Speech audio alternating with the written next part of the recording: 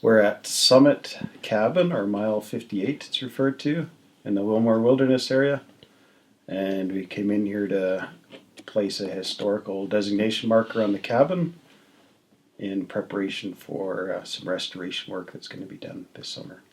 It is quite a few years old, and it was built, I think, in the mid-30s. We'll have to look at the exact documents, but that era by the Dominion Forest Service of Canada.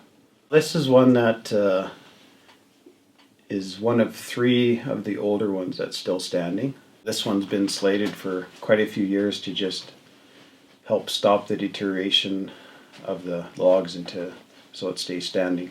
So it's from the Rock Lake end, it's the only historical one sort of left in easy access. It's 2 days in, and it's still used very regularly by people, especially when it's raining or snowing in the summer. They come in and dry out and use it that way. So the Rocky Mountain Wilderness Society applies for a permit through Alberta Parks to come in and do the work, and so through our office we look at writing up that permit, making sure the conditions match. It's a large wilderness area. It's unique because it has its own legislation. There's the Willmore Wilderness Act and the Public Lands Act, or regulation under the Public Lands Act. And so it's designated separately from any other protected area or park. And the big thing is there's no motorized traffic in here, either by air or by ground. So we're looking at one of the main staging areas is from Rock Lake. So there's a provincial park there, and that's 32 kilometers in off Highway 40, which is 40 kilometers north of Hinton on Highway 40. And then on the north end, the main staging area is Sulphur Gates through right next to Grand Cache. So those are the main access points. There's some points through Jasper, the Snaring River, Willow Creek Trail. Like I mentioned, the North Boundary Trail. There's the Continental Divide Trail up on the top end, which is an international trail.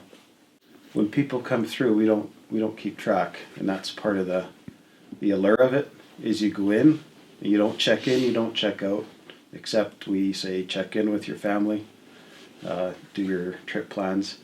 So we'll do a week-long trip, and we'll check 50 to 70 people in maybe a 35-kilometer stretch.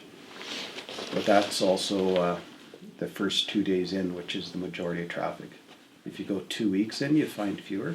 So we sort of estimate maybe 1,000, 1,500, but there could be more because we don't check all the staging points. Every spot you go to, you see remnants of the history that's been here. So whether it's the coal cabins from 1938, and you go there and just see a few logs left, and then you come to this cabin from the same vintage and it's standing, there's a roof. There's times we've been staying here and it's 10, 11 at night, and a hiking group, you see them walk by the door, it's pouring rain, and they're like just coming in, you have the fire going and they're drying out, and you're the best thing in the world to them.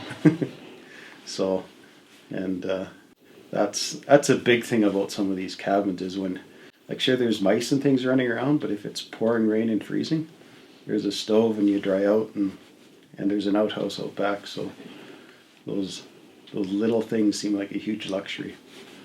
So, and it brings people together too, and 98% of the people respect that, right, and help look after it, and then there's a couple percent that don't. Right. And when we have all that buy-in and that support from the general public, they help manage all of that too.